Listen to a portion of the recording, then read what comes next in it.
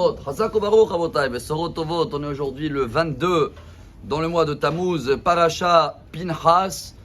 Et je pense que nous tous, voilà, on a un grand message en ce moment parce qu'il fait très chaud. Il y a une vague de chaleur apparemment dans tout le monde.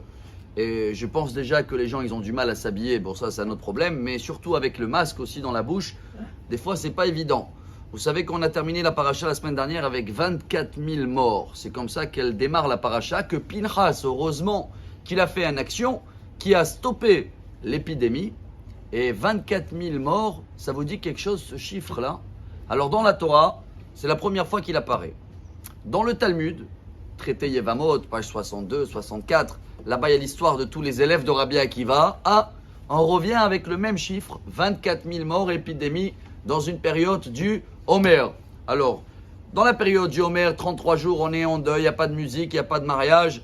Et là, pareil, on est toujours dans la paracha de Pinchas, elle tombe pendant la période de journée, semaine maigre, on a appelé ça en français. Il n'y a pas de musique, il n'y a pas de mariage, il n'y a pas d'ambiance. Alors, il y a encore une troisième fois, voilà la petite touche d'aujourd'hui, c'est au nom du grand-père du Hida. Il s'appelait Rabbi Avraham Azoulay. Il a écrit un livre, Chesed l'Avraham. Il dit que le chiffre 24 000, il apparaît même avant, dans l'histoire de Yaakov avec sa fille Dina qui a été violée dans la ville de Shrem, Hamor. Vous vous rappelez un peu cette histoire-là? Et là-bas, Shimon et Lévi, c'est les mêmes dans la paracha aussi, si vous avez bien remarqué, parce que Zimri ben Salou, c'est de la tribu de Shimon, et Pinchas, il vient de la tribu de Lévi. Ils ont fait un marché avec eux. Ils ont dit, si vous allez tous faire la circoncision, ça peut y aller. Et vous connaissez la suite, la Torah elle raconte que le troisième jour après la Brit Mila, ils ont tué toute la ville. Vayavou alaïr betar. Et ils ont récupéré Dina. Apparemment, ils ont tué 24 000 personnes. Ceux-là, ils sont montés en haut, ils ont dit au bon Dieu, qu'est-ce qu'on a fait de mal, nous? On vient de faire la circoncision. On nous a demandé de la faire. Il n'y avait pas encore le judaïsme, il n'y avait pas juif ou pas juif, c'est avant la Matan Torah. Pourquoi? Qu'est-ce qu'on mérite?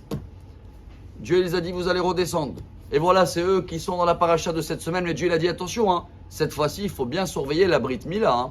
Eh bah, ils n'ont pas pu surveiller la Brit Mila. Ils sont tombés tous dans l'histoire avec les femmes cette semaine. Ils sont remontés en haut. Ils ont dit, Dieu, qu'est-ce qu'on peut faire?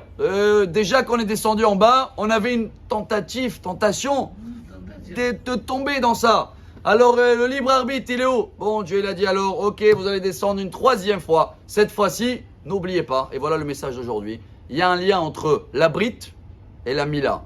La Brit, c'est l'alliance, c'est ce qui doit être caché, c'est ce qui doit être réservé dans le lien familial pur.